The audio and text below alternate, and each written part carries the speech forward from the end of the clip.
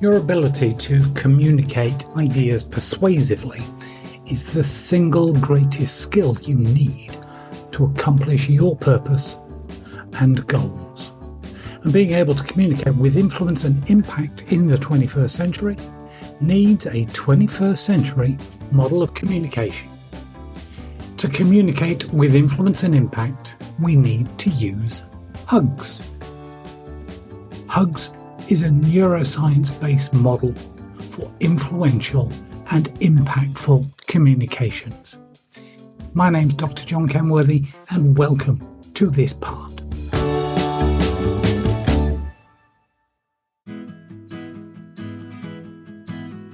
Hi there, and welcome to the fourth and final part of Understand Me, part of our series on the hugs communication model. We're on W, about knowing our audience. Who are they to me and my topic? So who are they? At this point, you know what your audience knows. That was our first part. What they need to know, the letter N. And you've got a handle on their opinion. And remember that they need to be right, that they matter, and that they need to belong, and you will be encouraging their positive self-image. But you recall the saying, it's not what you know, but who you know? Well, okay, that's true to a large extent, but in this section we're going to cover two things: stakeholder mapping and action types. You may need to go to the show notes to see the charts on this. It'll help you understand this part. Stakeholder mapping, very famous. I'm sure you've used it before. Audience mapping, I call it as well. It uses a simple 2x2 matrix with low to high power on the vertical axis and low to high interest across the horizontal. Somebody with low power and low interest is somebody we just monitor. We put very minimal effort into worrying too much about them, minimal contact. Somebody who's very interested but has little power, we want to keep informed. We show them consideration, and don't forget they are a potential supporter and can be good for your goodwill. The people we tend to be most focused on should be have a high power, but they may have low interest. These people we need to keep satisfied. We engage and consult them on their interest, and we meet their needs. The most important have high power and are very interested in our topic.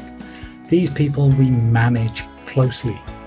These are key players and the focus of our attention. What we do with stakeholder or audience mapping is we consider the specific individual members of our audience, and we place them on the grid relative to each other, including, where appropriate, stakeholders who might not be personally present but sending a representative, also known as a spy. Your focus in your presentation are those individuals who are most interested in your topic and have the power to affect the change you desire. When you are preparing a sales presentation, for example, it pays to know who is the key decision maker. They're powerful and the most interested. Not always the same person. I often find myself presenting or communicating to greatly interested people with little power, and the person with the actual power isn't even in the room or on the call. I think of this as a gatekeeping presentation, and once through the gate I have a chance to pitch to the person with the power. And please do remember, all communication is actually a sales presentation. When you have a clear idea about the power and interest in the room, it's time to establish how you call those 4 different audience members to action. Nancy Duarte says that there are 4 audience types, each requiring a slightly different call to action. They are doers, suppliers, influencers, and innovators. A doer, that's someone who instigates activities. You should ask them to assemble, make decisions, gather, respond, or attempt. These are the verbs that you use for doers. A supplier is a person who controls resources. You ask them to acquire, to fund, support, or provide resources. Influencers. These people change perceptions. You ask them to activate, convert, empower, or promote. And fourthly, we have innovators. Innovators are people who generate ideas to add value to and spread your ideas. You ask them to create, discover, invent, or pioneer. How do you call to action if you don't know their type? Well, intuitively, you can see that these 4 audience types make sense. When you know your audience well and have experience communicating with them before, it's relatively easy to pin them down to a particular type. But of course, there's going to be times that you don't know them well enough. In such a situation, make sure to sow those key action verbs throughout your presentation, noting who responds to each.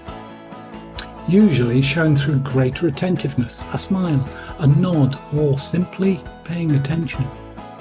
Note also any of the verbs that appear to fall on deaf ears. You might not, for example, have any innovators in the room. Above all, be sure to establish the audience type for the most powerful, interested stakeholder and focus on getting the right call to action for them. Of course, all of this is moot if you don't actually have a call to action.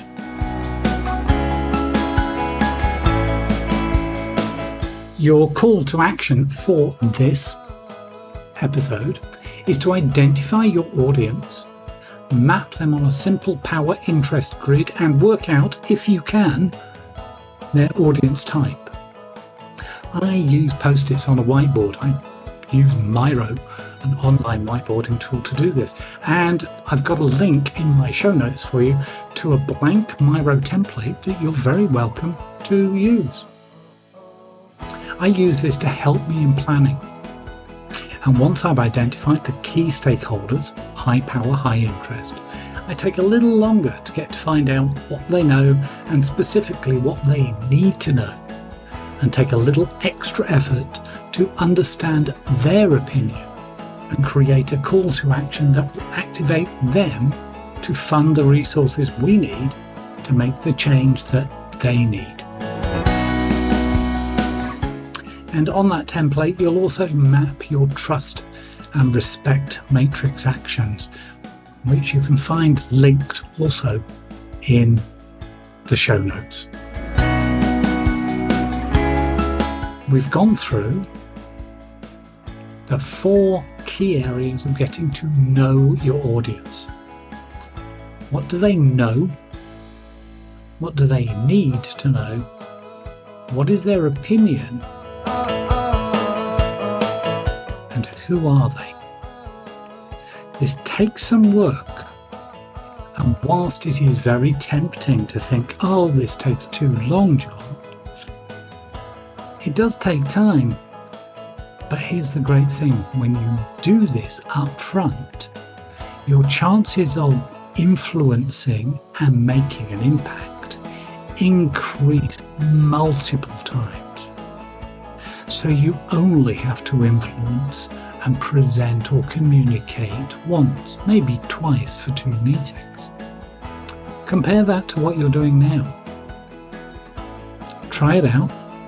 If it makes a difference, use it. Now,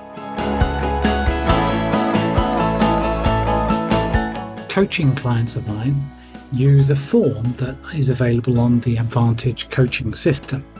I've made these available to you as well. They're on a PDF that you can download, form questions you can use to get to know your audience. This will help you, if you can answer all of these questions, to plan your next meeting, communication, or presentation far more effectively.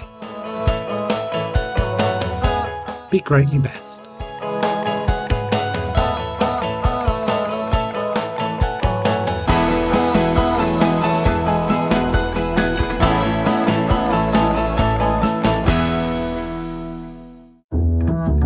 Thanks for listening to this edition of the Leadership Advantage.